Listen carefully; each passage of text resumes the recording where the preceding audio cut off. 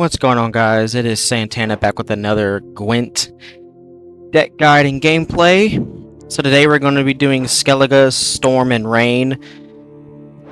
It's been a deck that's been around for a while.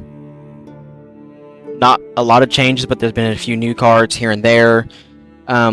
Reason I'm bringing this deck out is because I just pulled Fulmar, which will make things much easier for me on getting this deck to really help me climb. As you know, I'm trying to get to pro rank, especially with now there being no more card drops. You know, it's a very standard deck. You got your Fulmar, turning everything into Storm. You have your dagur, because when any damage, it gets boosted. I decided to go with a Kelpie option here. I have a few beasts in the deck. I have just enough to get 3 turns of rain out of it. And then of course you have the Sigrifa's Right for the Riogon, though we can get big point slams at the end of round 3. Basically our shining star, other than the Messenger of the Sea. Pull him out of the grave and you get big damage.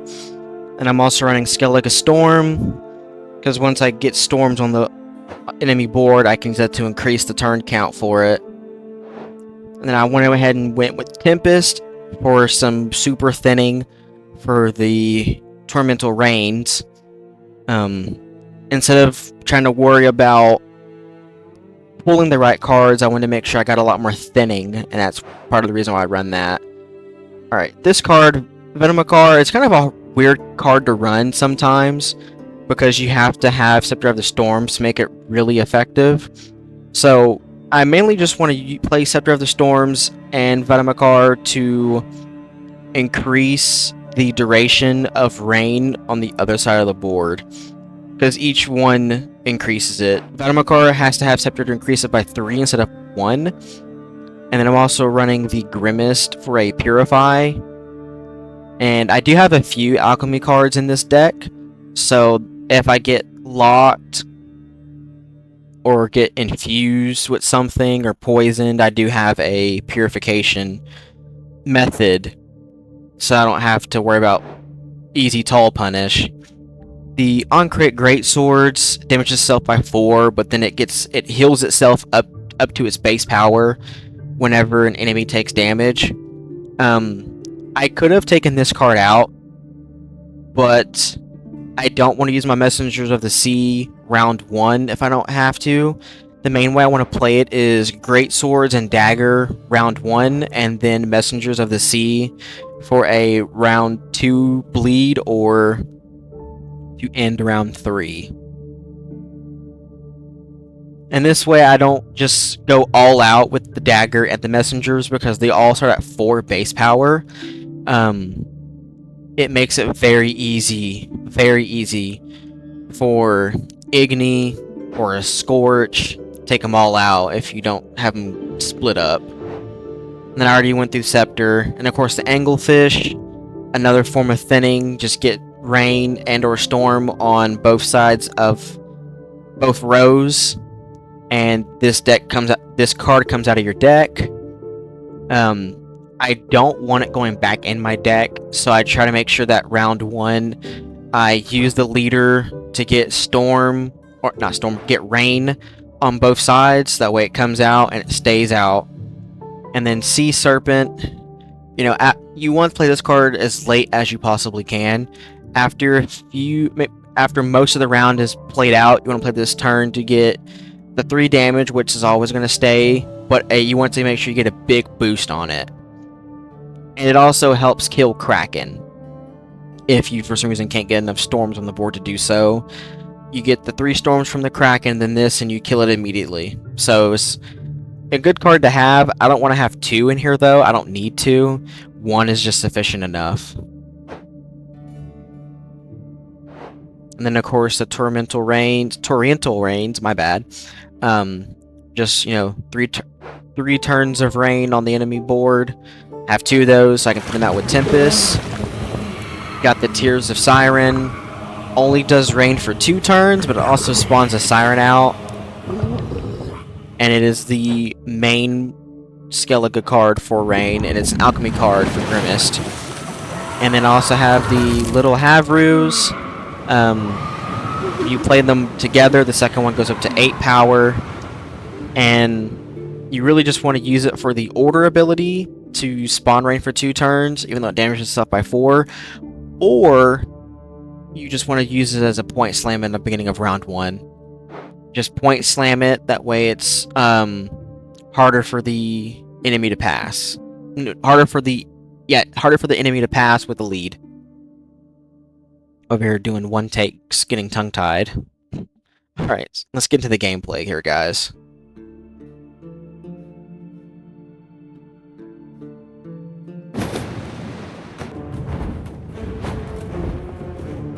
Alright, round 1, we have Overwhelming Hunger. So I expect a lot of consumes, a lot of Death Wish, but I'm not too phased by that.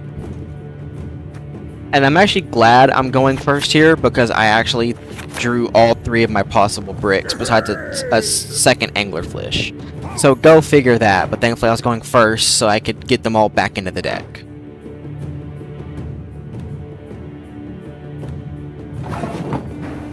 And stay tuned for more Gwent, for my Gwent watchers, stay tuned. I have a Nilfgaard Constructs deck and a Skellige Constructs deck that was inspired by Dozen through a YouTube comment section, believe it or not. And since I'm going first here, I'm just going to play out the Great Sword. Could have played the Havroo, but my plan is to Great Sword. Thanks for that. Is to Great Sword and then get out Rain on both sides, so my Anglerfish also get pulled out. Oh, how wonderful! You speak our tongue. And now I'll use Havroo.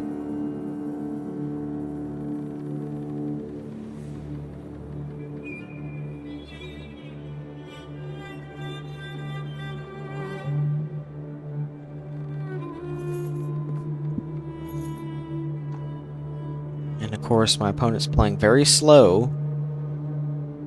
Very slow. And so the other form of control, destroying the lowest unit on each side, that's expected. But the spear, yeah. These lower ranks, man, you sometimes play some interesting decks because not everybody has all the cards like they do in the top ranks. So now I'm kind of stuck. So I'll go ahead and just play Dagger.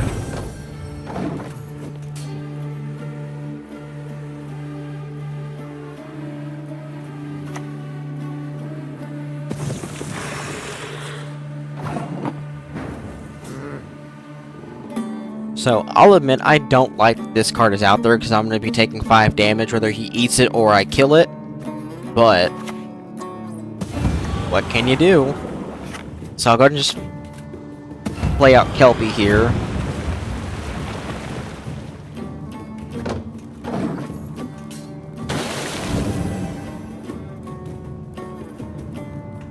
Still need to find a way to thin out my cards. I still got all my Rains and my Anglerfish in deck, and that's not very helpful. But that is helpful, because now I have a way of just getting them out of my deck.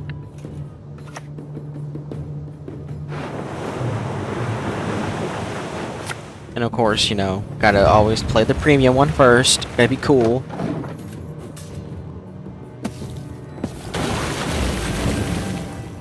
But see, just look at the amount of thinning that I've just done already. It makes everything so much better. Plus, with having Rhaegon, he's already in the graveyard. He doesn't appear in your deck, he's just straight to the grave. Makes things so much better. I've already thinned 5 cards in round 1. It's just beautiful. Beautiful work.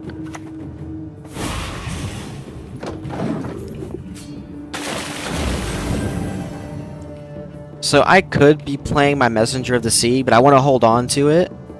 Because I'm sure he will eventually pass here, because he's down by quite a bit. And I want to save it for a round 2 bleed or a round 3, just in case I don't get the other one pulled out of my deck.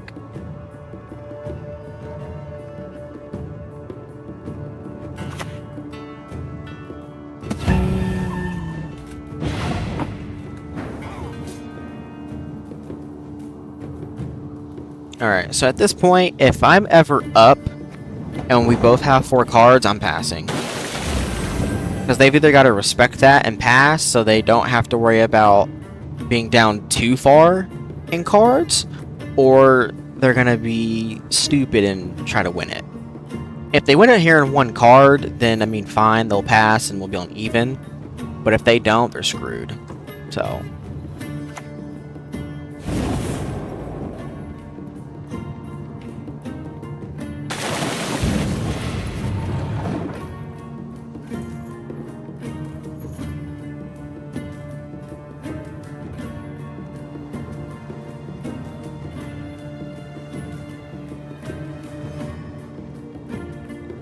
He should have used leader. If he had used leader, he would have won without having to play another card here. Because if he passes now, he's screwed. He still barely won that, by the way, so... I'm sure you can see where this is going. This should be an easy victory at this point. I mean, he should just instantly pass this round. And then we'll go into round 3 where I'm still up in card advantage.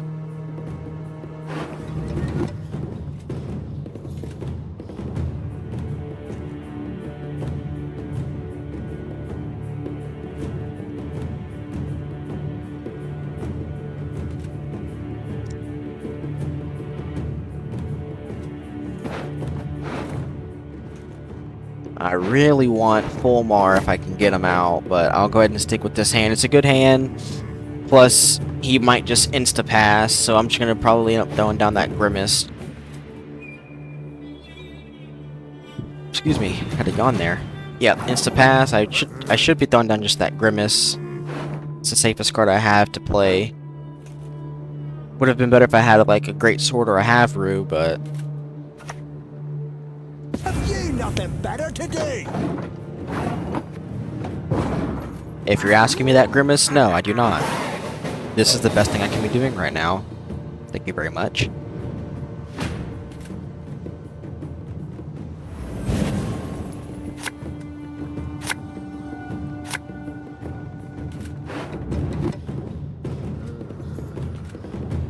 So this is post game. I'm not fully. I don't fully remember what I did here, but I'm hoping I didn't really try to trade anything out. I mean, okay. Oh, that's right. I did not have Fulmar. I thought I had him in deck.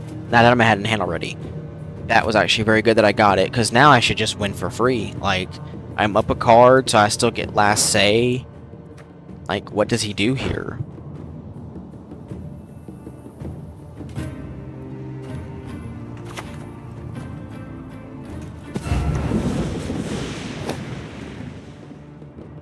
And I think he knows it.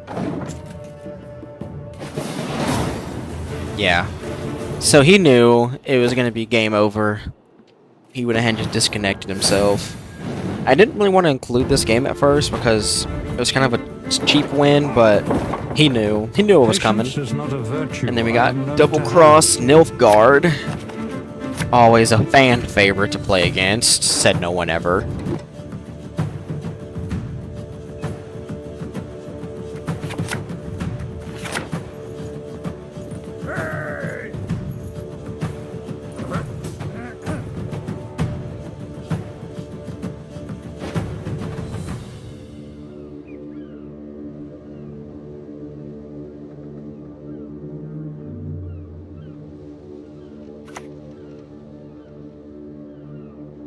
Long live the Emperor!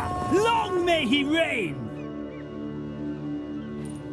So you don't really expect to see flanking soldiers in a double cross deck, but neither here nor there. Ooh, sorry. Excuse me, I had to yawn again. Had a long day at work. We'll just go ahead and get things started.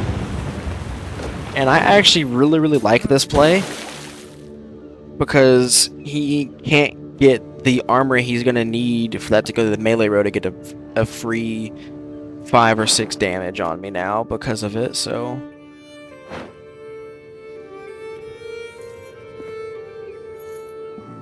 keeping him shut out from that. The Von Warlehams detest intrusion. And I mean, yeah, he locked that. I don't ever mind Kelpie being locked. Gods, honestly, not a moment's pace. Kelpie probably shouldn't be as high provision as it is. But it does boost all your unboosted beasts by 1. But I'm not going to need it for that. Plus I have the Grimmist, so I just purified it anyways.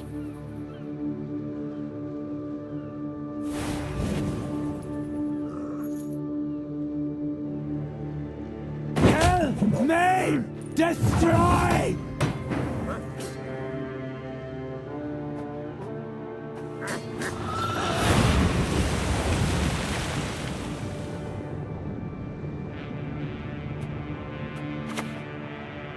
So yeah, I should be making sure I go ahead and get the anglerfish out.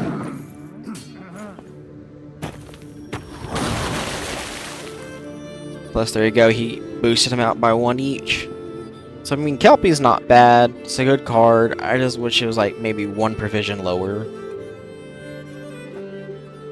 Not that it's gonna really change the Storm deck hardly at all. This, were you? You might get rid of like 1 4 provision for the Messalini Cultist, I think that's what the card is called. I don't have my phone in my hand, so I can't really check. But nonetheless, he decided to I shall relieve him of all try and put spying on my Kelpie.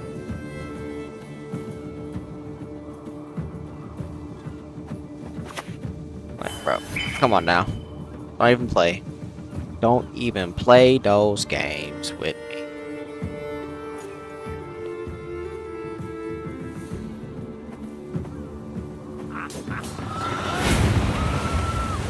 And I gotta make sure the anglerfish stay out there because I do not need them back in deck. Like, yeah, it's kind of cool that if you don't draw them, you can just put them right back out there later. It's kind of cool. It's just hard to do because if they go back in deck, you potentially draw them.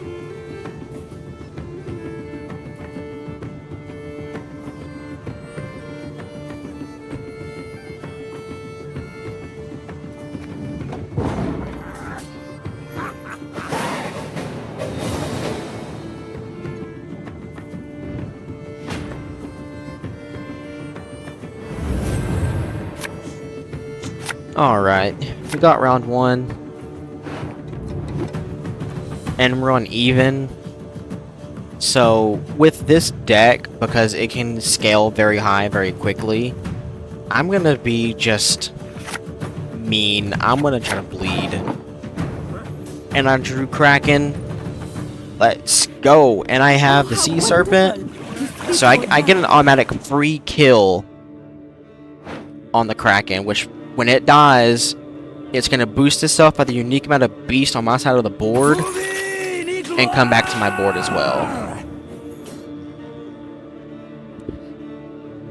And he can hold that lock. I don't like using Little Havru's order if I only have 1 out there. I don't mind using it on the one that goes to 8 power, but I don't know. I just don't like using it on the one that's only at 6.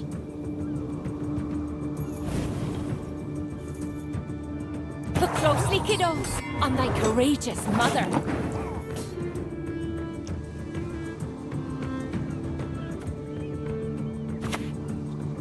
Your descendants, my beloved. Sacrifices for Melusi, one and all. The sea demands a price, and we shall pay it. And I love Fukusha. She is so fantastic. Just bring out any card you want that's a non-neutral, 10 provisions or under, and then if it's not 10 provisions, it spawns drain in the opposite. Like, you can't get any better than that. It's fantastic. Now, the only thing that's missing from Skellige in terms of a rain and storm deck, other than Kraken, is a way to effectively move cards onto your Rose of Rain. Now, I mean, you could throw in like some neutral bronzes for Havrews. In the end, I can do that, and I mean, it would effectively work. And also, him playing Tibor, I think, honestly helps me out because I drew another messenger. And I mean, like, obviously I have the dagger, so I don't need the messenger out there. But now that I have all three of my big, tall engines, and they all got played at separate powers, I'm so confident he's losing right here. So confident. Let's make the Navy proud. Like, he might as well cry and go home at this point.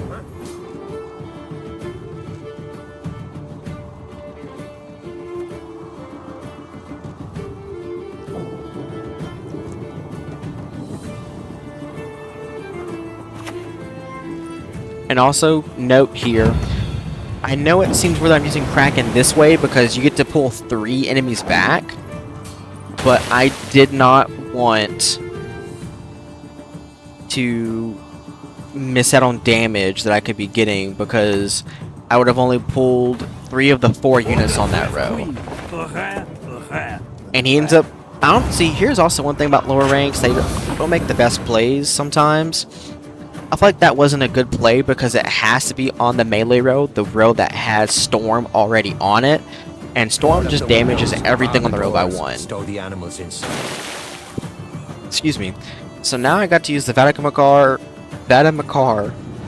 to get the amount of Storm on the row boosted by 3.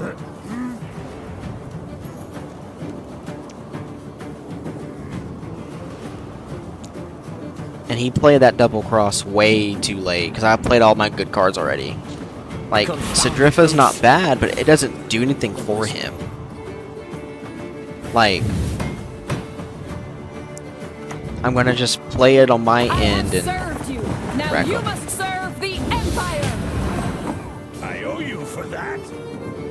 Also, he should have switched that over to Denny, but he didn't. So here comes the rigger on. And watch this, watch this. Look at that.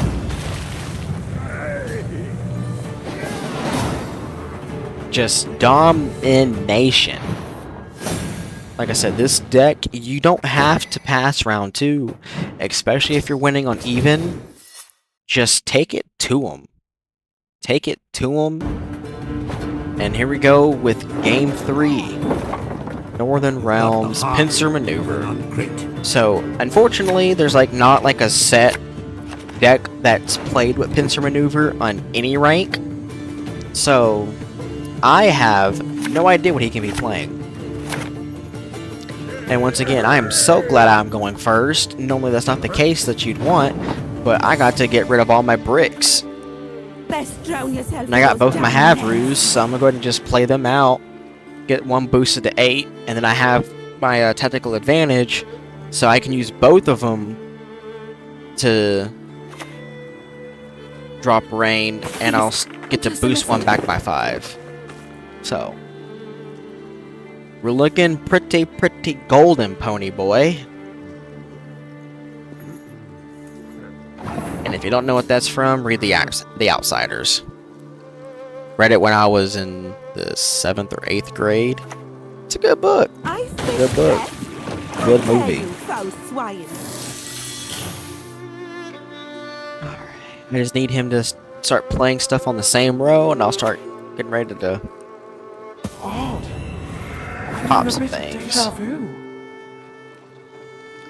So,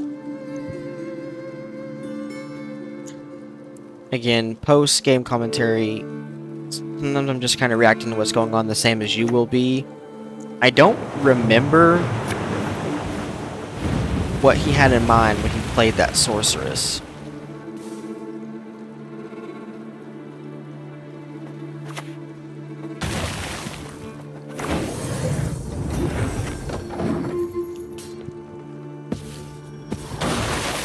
And you know, look at that. Amazing thinning. I wasn't going to pop the Havru, but I thought since I have the TA, I'm going to heal it right back. Might as well. There's nothing against me doing it. It doesn't hurt me, doesn't... Slay dragons. It helps me. I mean, I get an extra point, and then I get extra rain, but...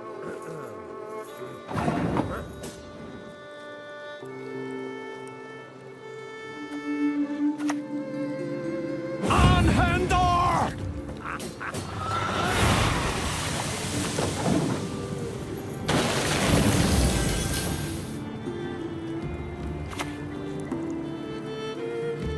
It is how I punish those who irritate me. So, based on what I'm seeing, he's doing the Priestess deck, where you just keep drawing it and putting it back in the deck.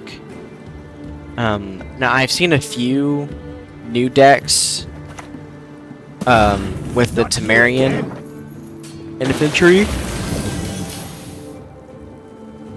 Ooh, excuse me, I had to yawn again. Where you just get as many leader charges as you can. That way, that boost is like massive. Plus, people play with Falibor, so Falibor does insane damage. But again, lower ranks, you don't typically see something like out the gate that crazy strong played. Now, there are a few people who like will only who have all the decks and all the cards, but they just haven't played enough to get up in the ranks. But also, Priestess is much more common with Pincer Maneuver right now, especially if they're going to be using it like he just did.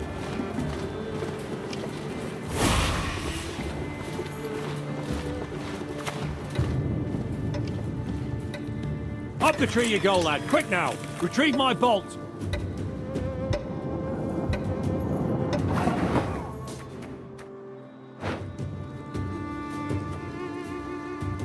And there's a few cards I wish I would have drawn here. I don't want to use my messenger. So... excuse me. I will just play a Tears of the Siren and just do that for now. Let it... and thankfully he passed. I mean, sadly he didn't pass on when we were on even. I mean, I would have had to have passed, and he would have had to just let me win the round from there, which he might have done, honestly. But this deck is so strong, especially since I have the Fulmar already. I think if I draw right, I could have just I could bleed him here and maybe even win it. Although I think I go ahead and insta-pass. At least I should insta-pass. I mean, there you go. Yeah, because Storm, it really likes long round 3s. What do we have here? Nilfgaard Florence, eh? This is not Nilfgaard, this is Skellige, you dumb agent. Sorry. But, yeah, as long as I draw right, I feel like I'm going to have this in the bag. Because he's not going to have any control. And, I mean, he'll have tempo at the end. But, the only thing I could use here is a great sword or a Kelpie. And, I mean, I kind of don't want to redraw. I already had everything, so... I mean, the Kelpie would have been nice, but at this point, I'm gonna let it just rot, because I got pretty much everything I could ever want out of this. And now he's going mages. Yeah. I feel like this opponent tried to add multiple things that were just that work, but not do it cohesively.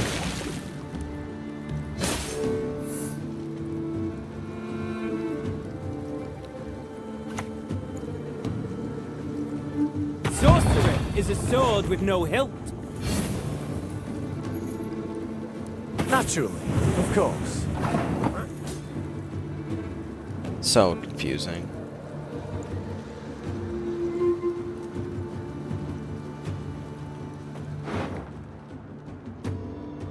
We went from what looks like priestess You broke my heart. to You'll never find now peace.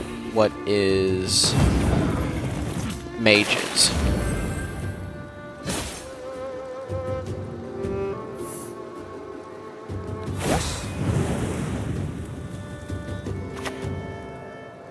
And I mean, don't get me wrong, mages are very strong, but it just doesn't make sense that that's the way this is working out.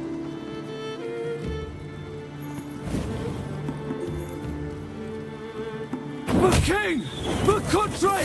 For freedom!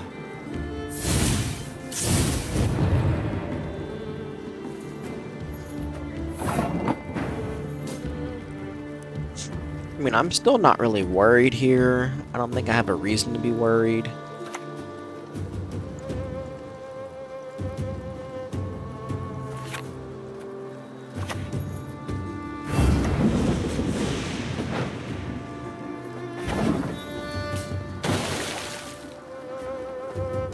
I mean, everything's on the range row, so I'll just stack it over there. Again, I'm still confused by this deck. It was suddenly one thing, and it's suddenly a different thing now.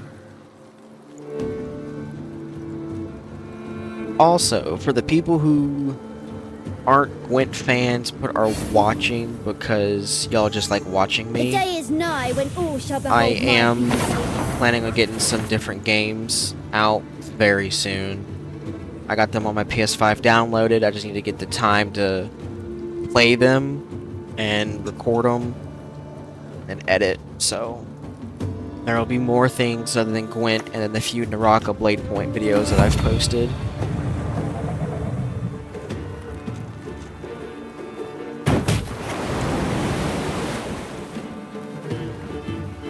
And so here, I was trying to find the best way to do the storm. I wanted to just play Fulmar, but I had a feeling if I did, he would just die. So I went ahead and used Kraken. And now he's playing a ship ballista.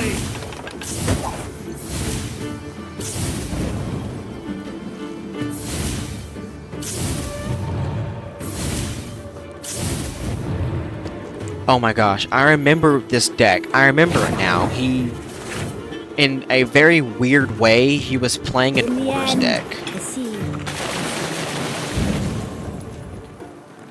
In a very weird way, he was playing an orders deck. And I don't know if the screen did that as well, or if it was just on my end doing my voiceover, but it like glitched right there. I hope it didn't do it for y'all. I hope it was just on my end. I'll watch it through later. But yeah, this was all around weird.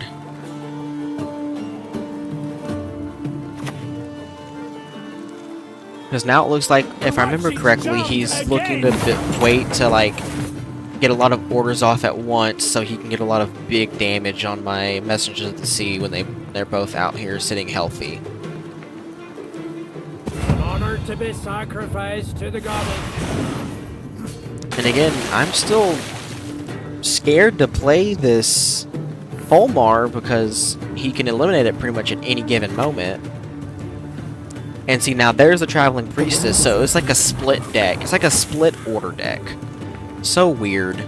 But, hey, it looks like it's actually decent. That actually reminds me. I think I played something similar to this, like with forms of orders. And those ship ballistas can hit very hard. Best looking storm I've charmed up in a long while. But thankfully he didn't kill the Fulmar here, so I got a chance to convert that back row. 'Cause I was gonna play my messenger first, but I was like, no, I need to get the storm converted and then get all of the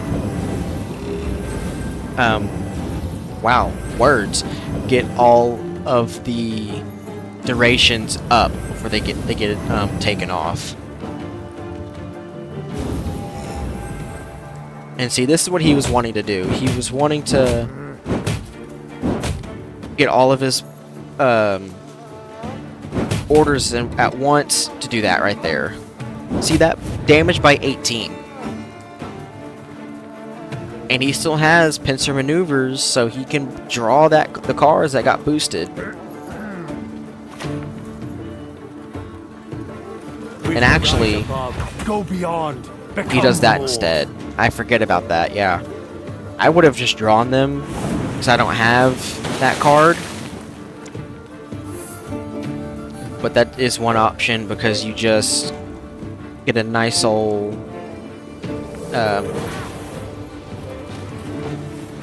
pump up on points, and it's immune, so I can't target it.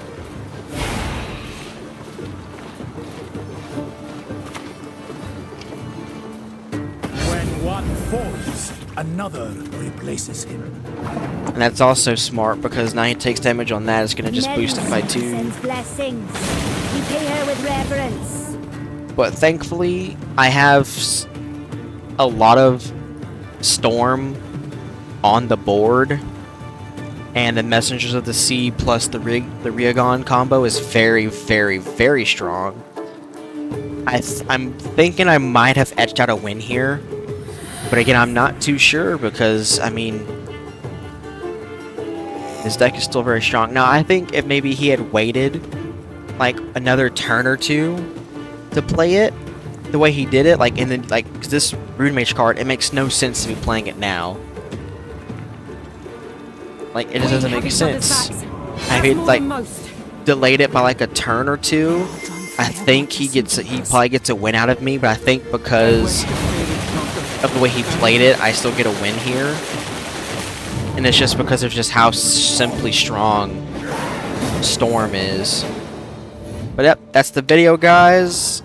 Stay tuned for more. Like, comment, and subscribe. Thank you very much.